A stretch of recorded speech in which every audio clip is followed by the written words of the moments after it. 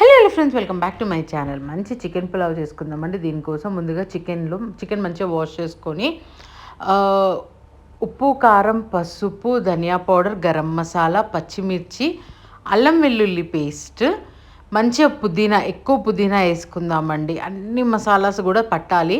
And మంచి taste రావాలంటే మాత్రం పెరుగు వేసుకోండి. అట్లీస్ట్ ఒక హాఫ్ కిలో చికెన్కి ఒక 100 గ్రామ్స్ కర్డ్ మాత్రం వేసుకోవడం మర్చిపోవద్దు.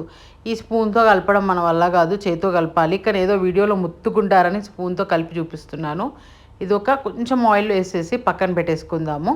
ఒక హాఫ్ అన్ అవర్ అయినా అది మ్యారినేట్ అవ్వాలి. ఎంత మ్యారినేట్ అయితే అంత టేస్ట్ ఉంటుంది.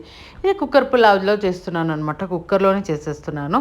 కొంచెం ఆయిల్ వేసుకొని ఇందులో హోల్ గరం మసాలాస్ వేసుకుంటున్నాను. అందులో ఆల్రెడీ గరం మసాలా పౌడర్ వేసుకున్నాను కనుక ఇందులో కొంచెం రా గరం మసాలా కొంచెమే వేసుకుంటున్నాను. నెక్స్ట్ బగారాకు, ఉల్లిపాయలు మంచి ఎక్కువ, కరివేపాకు వేసుకోవాలండి. బిర్యానీలో అవసరం లేదు కానీ పులావ్లో కావాలి. అండ్ టమాటోస్ వేసుకుంటేనే ఆ గ్రేవీ ఫీలింగ్ వస్తుంది అనమాట.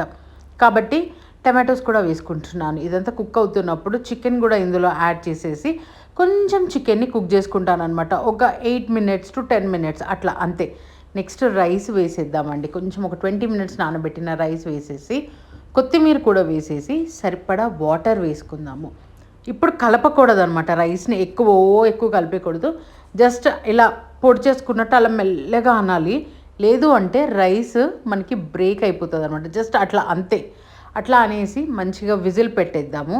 ఒక్క 2 స్పూన్స్ దీంట్లో నెయ్యి వేసుకోండి, అద్దిరిపోతుంది. మళ్ళీ కూడా 2 విజిల్స్ పెడితే మనకి చికెన్ పులావ్ అనేది రెడీ అవుతుంది.